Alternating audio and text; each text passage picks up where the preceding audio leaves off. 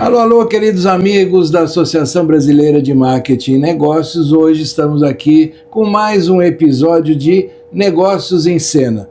É aquele encontro em que nós temos uma pessoa, um profissional ou uma profissional de alguma área que diz respeito ao marketing, à gestão de negócios e que traz aqui um conteúdo muito interessante. Hoje, a nossa convidada, Renata Pacheco Jordão. Nós vamos tratar de um tema e eu acho que tem muito profissional de marketing que precisa se integrar bem com a questão da assessoria de imprensa. Renata, como eu sempre faço com todos os convidados, eu prefiro que a pessoa se apresente. Como é que você gosta de se identificar para o público que está aqui agora nos assistindo? Bom, a primeira coisa que a gente fala muito, quem trabalha com assessoria de imprensa, né, há muitos anos, não existe mais assessoria de imprensa. Você tem uma assessoria de comunicação. Então a gente sempre se apresenta, eu sou assessora de comunicação, porque hoje está tudo tão englobado, tão interligado, os projetos, os processos, os canais, que não é mais só a imprensa, ou só o anúncio, ou só o influenciador, ou só o formador de opinião. Na verdade, você tem que ter uma visão geral. Em alguns momentos você faz projetos que vão entrelaçando com outros, né?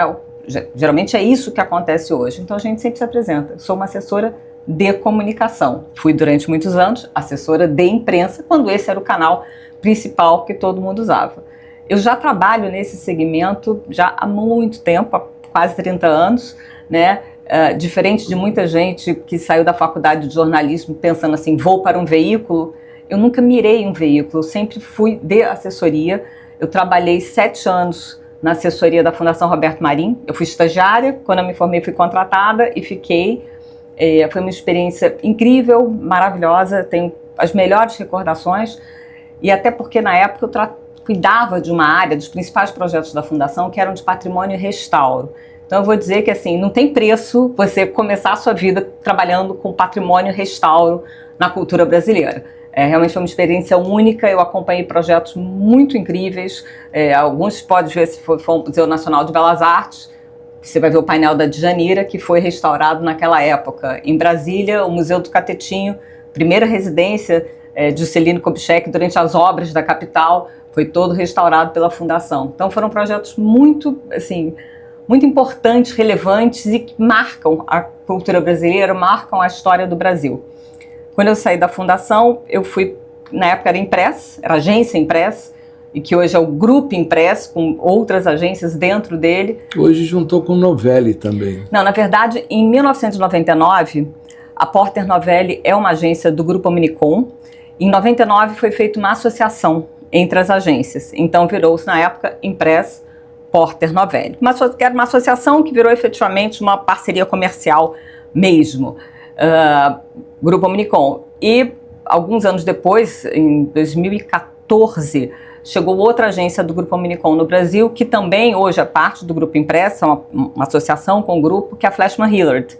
Então eu trabalhei na Impress, eu fiz a chegada da Porter Novelli em 99, o que também é uma experiência única, você chegar uma multinacional grande no Brasil, com processos, com metodologias, você adaptar isso num país. Nem tudo você traz blocado, né? Você tem que adaptar e entender como aquilo funciona na cultura brasileira. Depois eu fui para a Flashman Hillard, exatamente também nesse período de chegada, de montar a agência aqui, de estabilizar. Super importante, a Flashman é uma agência incrível. E 27 anos depois, né, eu saí, quando você acha que é hora de mudar. Dá um voo diferente. Dá uns voos diferentes, né? Eu saí e montei minha equipe, o meu time, que são pessoas que eu tenho enorme confiança, que estão comigo há muitos anos. E hoje a sua empresa se chama como? IP Amarelo. IP Amarelo. Eu quero aproveitar isso que você falou, que foi essa aproximação de agência internacional com a brasileira, que era inicialmente a Impress, depois mais uma. Como é que você trabalhou, como é que foi a integração das culturas? Porque a gente tem vários exemplos de empresas que tentaram se associar, se mesclar, Eu acho que um dos grandes exemplos no Brasil foi a Ford com a Volkswagen, né? Que as culturas eram tão diferentes que problemas surgiram aos montes. Como é que você viveu esse tipo de problema de cultura, além dos processos em si, estou falando do comportamento das pessoas? Não. Foram 2 casamentos muito bem pensados. A Kiki Moretti, que é a principal sócia da empresa, acho que ela sempre teve muito na cabeça que se vai trabalhar juntos, você vai ter uma sociedade, não é questão de ser grande, pequeno, médio ou não. Tem que ser um grupo que tenha uma cultura parecida com a sua, que tenha valores parecidos com os seus. É claro que existem diferenças de país a país, né, no comportamento, mas valores, isso é uma questão imutável, né? Se você não tem um valor, se você não olha na mesma direção, se você não tem os mesmos códigos de respeito, então não vai ter fusão, não vai ter compra, não vai ter o que funcione. Então vai ser isso, vai ser uma compra e você acaba com alguém sai. O que não foi o caso, né? Então acho que isso é muito importante. Acho que para tudo na vida, né? Qualquer associação de negócios ou amizades ou casamentos, se você não tem os mesmos valores, você pode pensar diferente. Não é questão de pensar, é questão de ter valores, de mirar o futuro. Como é que eu quero chegar lá e o que eu quero que esteja lá no meu pote de ouro, né? Assim, falei, não é achar o pote de ouro, eu quero saber o que queremos o mesmo pote de ouro, né? Então é muito sobre isso. E além de sobre negócios, é muito sobre gente. Como é que você vê as pessoas? Como é que você se relaciona, se respeita as pessoas? Então tem muito disso. São experiências muito interessantes quando você tem assim, casamentos que são muito bem alinhados e para você poder caminhar e andar, porque aí você tem uma questão muito de aprendizado e adaptação nessa questão de metodologia, processos, estratégias. E você não é que você vai ter que fazer tudo o que alguém que chega faz. Não, tem uma conversa, porque tem uma troca. O que funciona, o que não funciona, o que tem que ser adaptado, o que não tem que ser adaptado. Mas isso a gente fala assim, gente, é como tudo na vida, né? Sim, evidente como agora, tudo na vida. Eu vou explorar esse ponto dentro da seguinte lógica, da seguinte ótica. Você hoje tem uma empresa, IP Amarelo, que é uma empresa de comunicação, mas dentro dessa, digamos, visão do jornalista, como você disse, não é mais assessoria da imprensa, mas, digamos, dentro desta lógica, você vai prestar serviço para uma empresa que tem sua agência de publicidade. Como é que você vê hoje a convivência deste olhar do jornalista, esse olhar de quem faz um release, coloca em vários veículos, seja mídia social, seja o veículo tradicional. Como é que você vê hoje a convivência deste olhar com o olhar publicitário? Você acha que está fácil a convivência? As coisas têm funcionado bem? Me coloca esse mundo... A gente até brinca, há muitos anos que vem funcionando muito bem, e isso não é novo. A gente até brinca, é bom dizer que você brigou com a agência de publicidade, né? Era uma coisa meio assim, quase que um estigma, né? Não se falam. Não é. Se falam sim. Qual é o grande papel das agências de comunicação quando você parte para a publicidade? Que geralmente, a gente brinca, não é que sejam temas lúdicos, mas você tem uma criatividade diferente. A gente brinca, nós somos o departamento que vai falar onde é que pode estar errado, quem pode pensar diferente, onde é que pode não ser entendido. Não do ponto de vista da criação, mas de comportamentos, de grupos, de discussões, né? Mas geralmente, assim, tem que andar junto, porque você não pode ter uma campanha com um mote, com um tipo de criação ultra inovador ou ultra conservador e você ir falar com outros públicos com uma linguagem totalmente diferente ou se contradizendo, né? A gente fala assim, não adianta você ter uma empresa que é super conservadora, super certinha, de um dia para o outro ela fazer uma mega campanha mirabolante. Você vai olhar e vai falar, não é daquela empresa não, erraram, trocaram o nome, né? Você tem que... A publicidade, ela tem que traduzir também um pouco daquela linguagem, daquela imagem que a empresa ou que o produto tem, né? Ou então você tem campanhas muito engraçadas que elas vão totalmente contra aquele produto ou contra o que ele vende, justamente para instigar uma discussão sobre isso. Mas é muito claro. Agora, a propaganda, ela também traz uma imagem, ela também, assim, traz um pouco da reputação daquilo, né? assim como a comunicação. Então, são coisas que têm que andar muito juntas, até porque, inúmeras vezes, a empresa vai lançar uma campanha, vai lançar uma ação estratégica, vai fazer um evento, eu não posso ter um release totalmente diferente do que diz a campanha publicitária, né? Ou então criar um gancho, criar uma mensagem que não está ali. São coisas totalmente complementares, né? A gente sempre falou assim, não é que um faça o do outro, mas elas se complementam e lideram juntas essa estratégia. Então, mas a minha pergunta é, vocês têm sentido que os profissionais de ambos os lados, eles têm conseguido ter essa integração?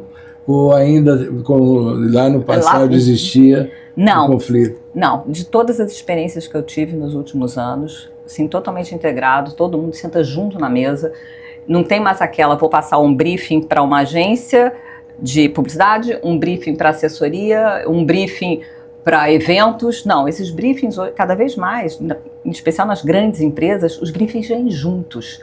Até para, tipo assim, não tem dúvida, né? Assim, dúvidas são tiradas em conjunto, né? O briefing ser junto, com todos na mesma mesa, isso já foi, digamos assim, então, um passo eu diria, enorme. eu poderia ampliar e dizer o seguinte, não é que se faça um briefing em conjunto, mas é um planejamento em conjunto. Sempre.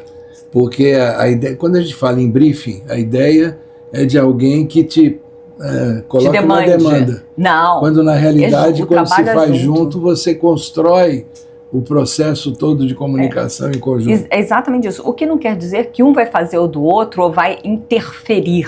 Na verdade, é uma construção. Mas cada um sabe o que tem que fazer. Cada um sabe o que tem que fazer para que aquilo se case. Cada um, né? Tem um tijolinho na construção que vai ser feito em conjunto. Exatamente. Assim, isso é muito importante, porque isso foi o que aconteceu no passado, né? Vinha cada um recebia aquela demanda, e aí você tem uma questão do entendimento, né? Assim, pode ter o mesmo briefing, mas você tem uma cabeça e um entendimento diferente, porque você pensa já voltado para uma ação. Quando você abre essa discussão, você abre para todos entenderem juntos, e isso que é o mais importante. Casar, né? Isso vai se complementar. Agora eu acredito que quando a gente fala em, digamos, uma empresa média grande, uma multinacional, ela já esteja incorporando esse modelo. Agora, no Brasil, nós temos muitas empresas que são familiares. E aquela empresa, digamos assim, que o comando está nas mãos de uma família, ainda que ela possa ter profissionais de diversas áreas, mas o comando está na cabeça de quem montou a empresa, é a família. Você acredita que as pequenas e médias empresas familiares, como é que elas estão hoje utilizando esse serviço de comunicação? E eu quero me referir mais ao que a gente costumava chamar de assessoria de imprensa. É a relação entre a empresa de comunicação e os veículos. Como é que você vê essa integração, essa interação? Sim, você tem, na verdade, a questão da confiança, né? Quando uma empresa, seja de pequeno, grande ou médio porte, mas em especial as de pequeno e médio porte, quando ela contrata um serviço de comunicação com foco em imprensa, primeiro a gente fala assim, me diga tudo o que você quer, o que você espera, aonde você quer ser lido. E aí eu vou entender, fazendo uma análise da empresa, do que ela faz, do que ela entrega, se é possível ou não. E até entender com quem que você quer falar. Ah, eu quero falar com o público A, mas o meu sonho é sair nessa revista Z. Então, temos alguma coisa errada aqui, né? Você tem todo um processo de adequação e cada vez mais as empresas estão ouvindo, estão conversando, estão abertas, porque não tem como ser de outra forma, né? Até porque elas veem o concorrente, veem os outros ampliando e atingindo outros espaços, permanentes outros espaços. A gente fala assim, eu preciso saber com quem que você quer falar e o quê. Você quer vender mais? Você quer falar sobre reputação? Você quer falar, inclusive, sobre família, né? Como é que é essa carreira familiar? O que você quer falar? Você quer falar... Então, é uma coisa sobre reputação, sobre carreira familiar, é um público. O seu público B2B. É o seu público que se relaciona com você, ou então os seus fornecedores.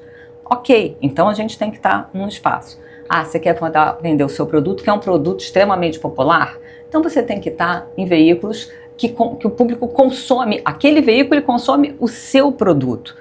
E a gente sempre falou muito, e hoje cada vez é mais claro para as pessoas. não é sobre o volume, é sobre falar no canal certo para a pessoa certa. Se eu tenho 5 pessoas que me compram, eu não tenho que falar para 1 milhão, eu tenho que mirar naquelas 5. Se eu mirar naquelas 5, chegar a elas e 1 milhão ler também, ok, mas não adianta eu falar com 1 milhão e aquelas 5 não estarem dentro desse grupo, né? Cada vez mais, assim, você tem que saber qual é o goal, qual é o foco. O que é o resultado? E isso é muito das conversas iniciais que você tem com os clientes, e quando são empresas familiares, às vezes até a gente fala assim, às vezes até uma discussão interna, né, do que se quer. Mas assim, se você não me disser aonde eu tenho que chegar, eu vou traçar o plano para um lugar errado.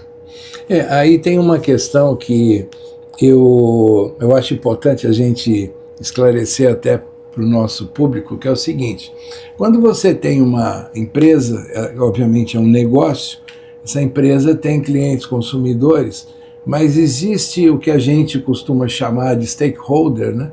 Que são públicos de interesse, ou seja, existem públicos que não necessariamente compram, mas que fazem parte de quem vai formar a imagem, de alguma maneira a reputação, e, portanto, a linguagem com a qual eu lido em relação aos clientes consumidores, que podem ser 5, 10 ou 1 milhão, e de classes ela tem uma linguagem diferente daquele público que é formador de opinião. Como é que você hoje tem trabalhado com isso? Você usa muito mídia social? Você acha que a formação de imagem hoje depende da publicidade? Eu queria ter uma ideia de como é que você trabalha essa diferenciação entre falar para quem consome e falar para quem forma opinião. Falar para quem forma opinião não tem nada a ver com, é como você falou, não tem nada a ver com quem você consome. O quem forma opinião podem ser os seus acionistas, se for capital aberto, podem ser os seus concorrentes, podem ser os outros membros da mesma associação onde você está inserido, os seus fornecedores, com quem você negocia dia a dia, ou os seus compradores. No caso de varejo, você tem o shopping center, onde você vai se inserir, então você tem um público muito diverso, e não necessariamente é a mesma informação para cada um.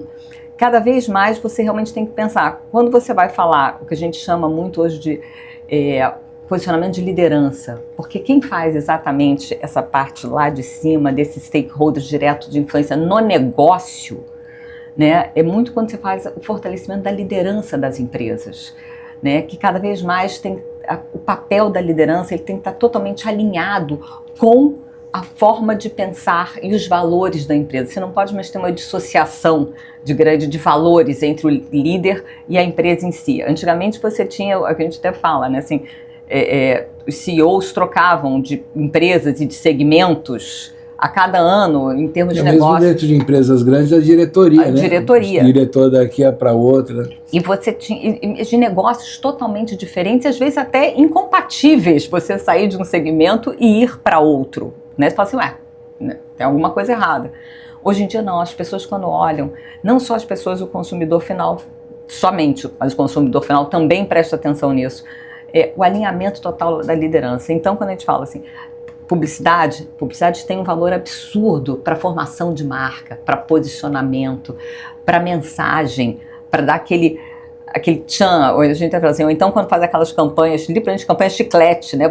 Aonde você passa, você lembra daquela campanha. Então ela tem uma força enorme para a posição de marca. No varejo, então, é essencial. Como você tem na parte de liderança, você tem os eventos do mercado. Você estar presente nos grandes eventos, a liderança estar presente, palestrar, sentar à mesa, debater. Além disso, você tem um outro ponto que são as redes sociais. A gente fala, as redes sociais das empresas e de seus líderes, cada uma fala com uma pessoa.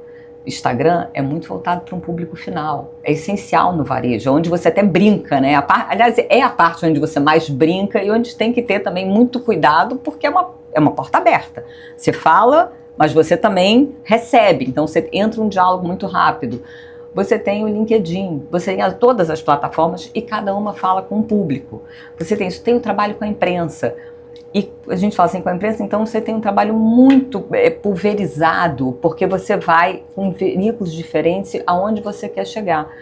Hoje você tem grandes veículos de imprensa que não pertencem mais aos grandes grupos, mas que são de jornalistas extremamente renomados e que saíram de grandes grupos, e ali você tem muito clara a importância da reputação, da seriedade, da competência, né? Pessoas que não estão mais nos grandes grupos, mas criaram veículos que você vai lá para ter a primeira informação, né? E que executivos procuram esses veículos também para dar o primeiro grande furo. Isso é muito importante. Reputação, credibilidade, transparência, lisura é muito importante quando você fala. Aí você tocou num ponto, né, que eu quero até esclarecer para todos que estão nos acompanhando. A Associação Brasileira de Marketing e Negócios, em 2000, no ano de 2000, fez uma parceria com a Escola Superior de Propaganda e Marketing e criou, na época, com a realidade da época, o primeiro Código de Ética e Marketing. E que depois, com os anos passando e a tecnologia surgindo, a associação fez com a SPM uma adaptação desse código em 2015. E agora, depois da pandemia, nós fizemos uma mudança no nosso estatuto e criamos um conselho de ética. E esse conselho de ética foi formalizado recentemente numa Assembleia Geral Ordinária aqui da ABMN, e reunindo pessoas do mercado, pessoas da academia, e no sentido de trazer este tema ética de uma forma, digamos assim, mais presente, forte, incisiva dentro do ambiente do marketing e da comunicação. Fiz esse esclarecimento para dar aqui o spoiler de que agora a BMN tem um conselho de ética que logo vai começar. Já estamos entrevistando profissionais de empresas e etc. E aí, então, agora vem a pergunta. Como é que você vê hoje, ainda mais no mundo que fala da agenda ESG e que incorporou recentemente a questão da ética como um princípio dentro da governança, como é que você vê hoje no ambiente dos negócios essa inclusão da ética como um valor em tudo que as empresas estão fazendo? Assim, ética é dos valores inegociáveis, né? A gente até brinca assim, eu vi uma vez um questionário que perguntava, a pessoa é ética? Eu falei, gente, se você põe uma pergunta num questionário que for da pessoa ética, então você não tem nem que falar sobre a pessoa, porque é inquestionável você falar sobre isso. E isso vai muito na questão da ética, está muito ligada à questão da transparência das empresas, porque o que eu falava antigamente do greenwashing ou do babywashing, você faz campanhas lindas, bonitinhas, a empresa investe em eventos, patrocina, só que no dia a dia é incompatível o que ela apresenta ali e o que ela faz. E eu estou falando não só de questão de produção, de fábrica, não, até de cuidar dos seus funcionários, de cuidar dos seus. Eu falei, como é que você quer vender uma imagem, vender um produto para fora, se você não cuida dos seus? Os seus são o seu maior patrimônio, né? Sempre. Então, a ética está muito ligada à questão da transparência e à questão do, assim, o que você faz para fora, o que você faz para dentro, né? O que você entrega ou o que você diz que entrega.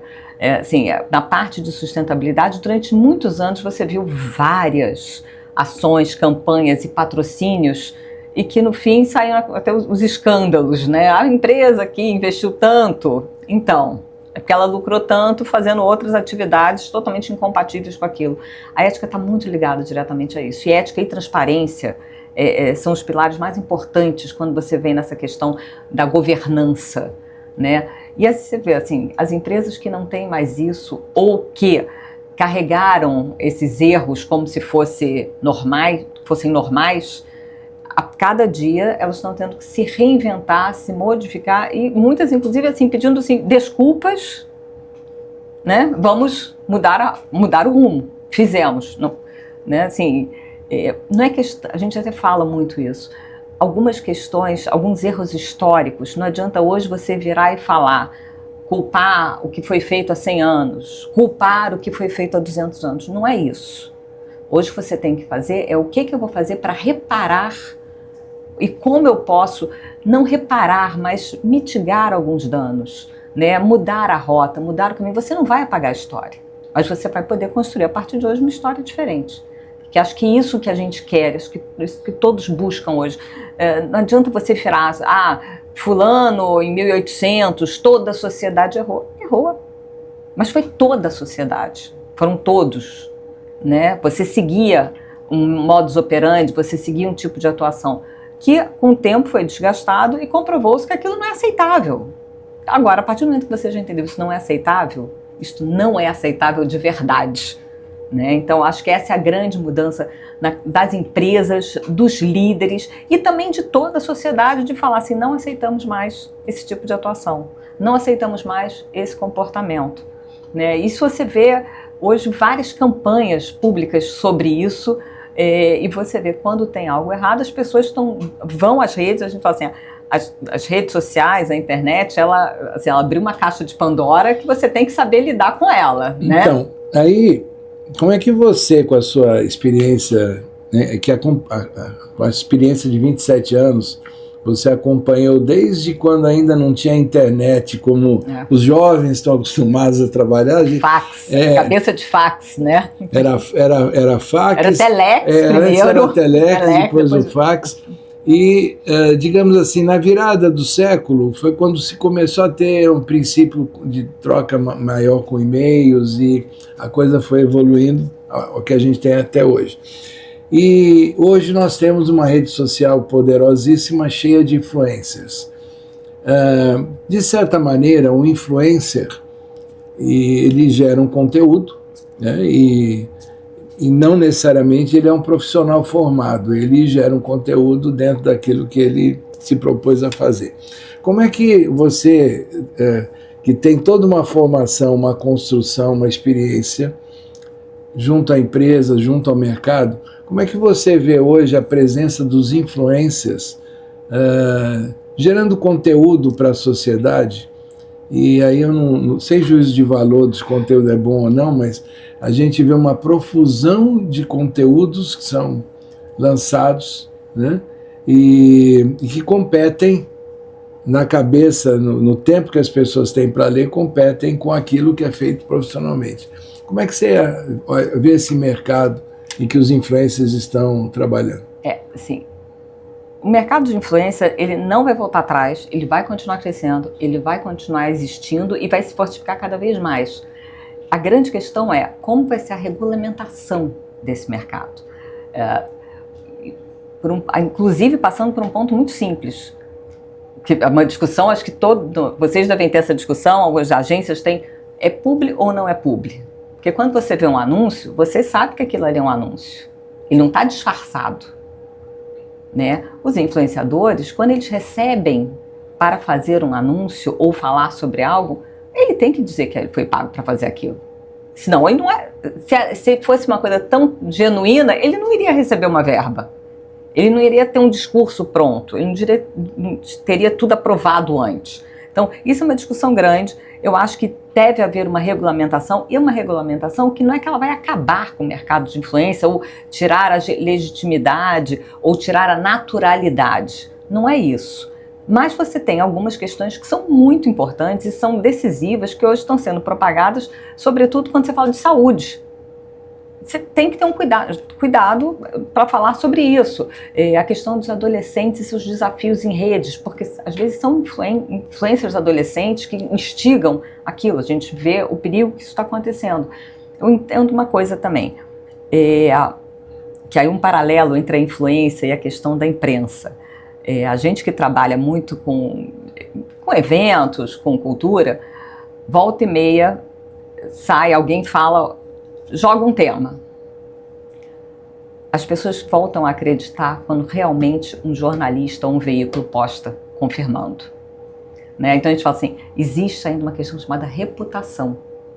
E é claro que com alguns influencers, você vê que a pessoa já tem uma reputação muito bem construída por um trabalho bem feito, bem desenvolvido. Tem história, né? Tem história. E ele fala sobre algo... Tem história e tem legado. Tem legado. E ele fala sobre algo que ele tem competência para falar, que ele tem competência para opinar. Você vê isso muito bem na turma de influência de turismo e gastronomia. Você, assim, claro, tem uns mais fracos, que estão começando, que querem virar... Mas turismo e gastronomia é super bem estabelecido.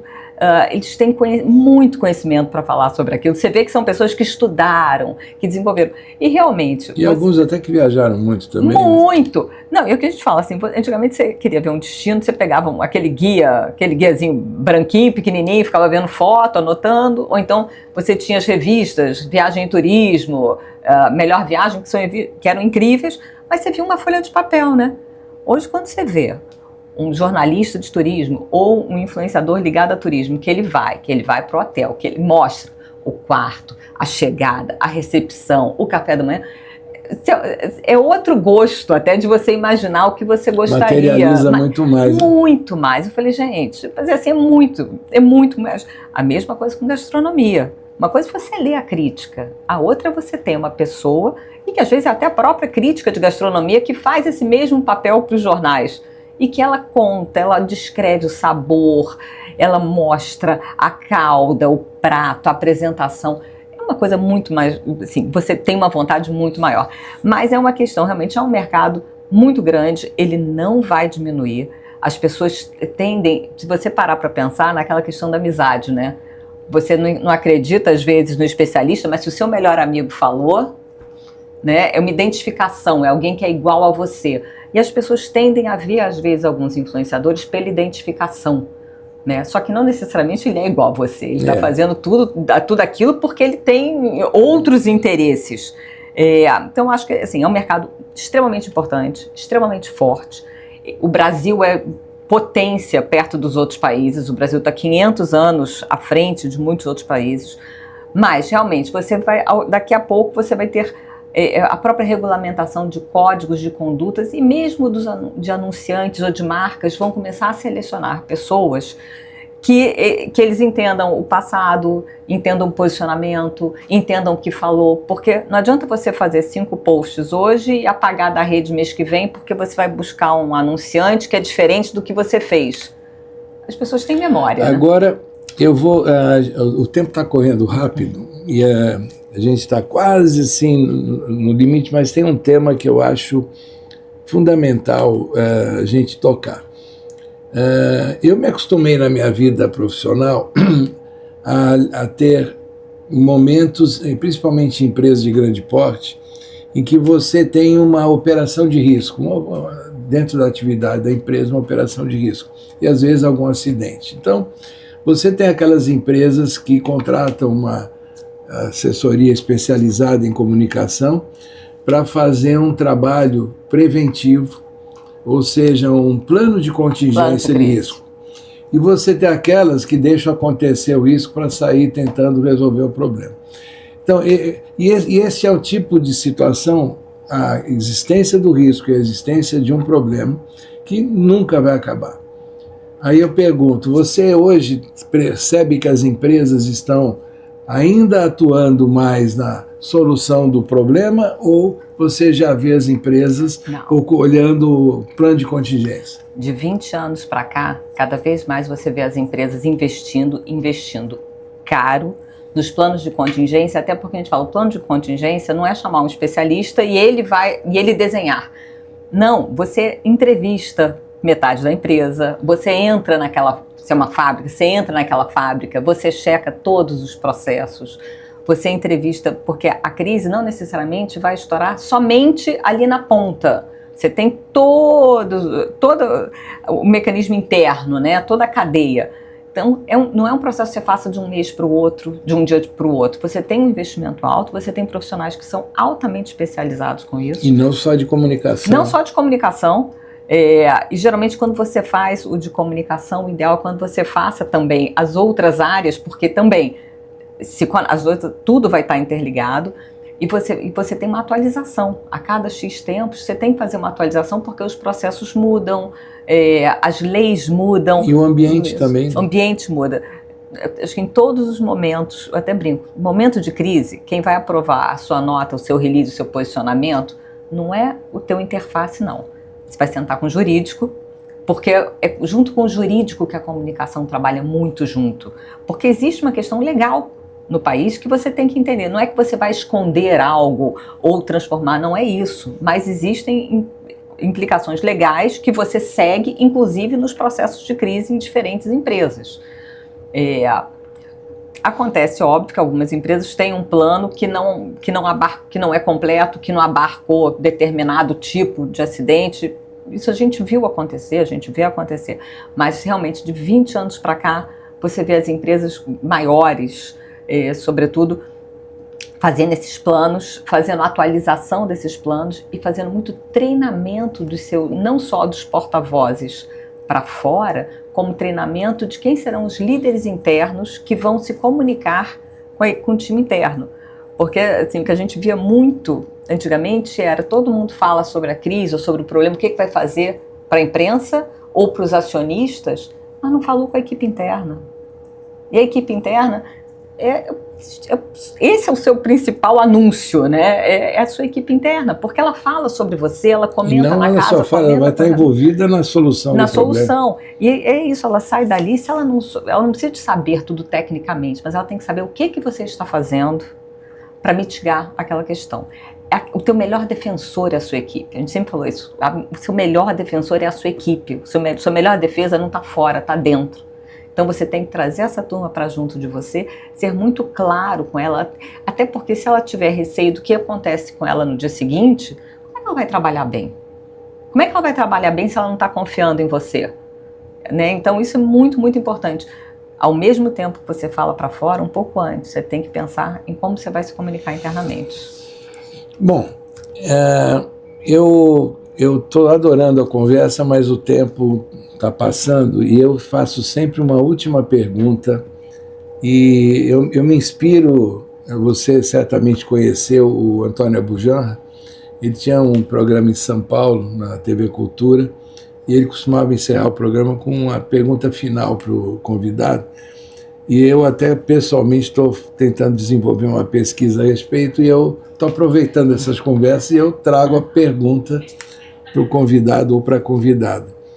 E a pergunta é a seguinte, Renata, para você, o que é a vida?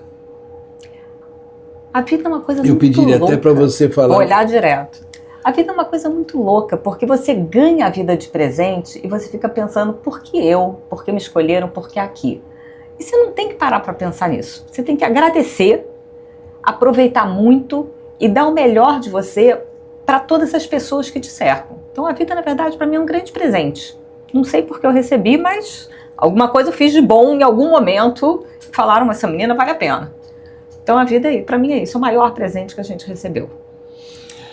Eu agradeço muito a sua presença, a sua generosidade em dispor do seu tempo para essa conversa.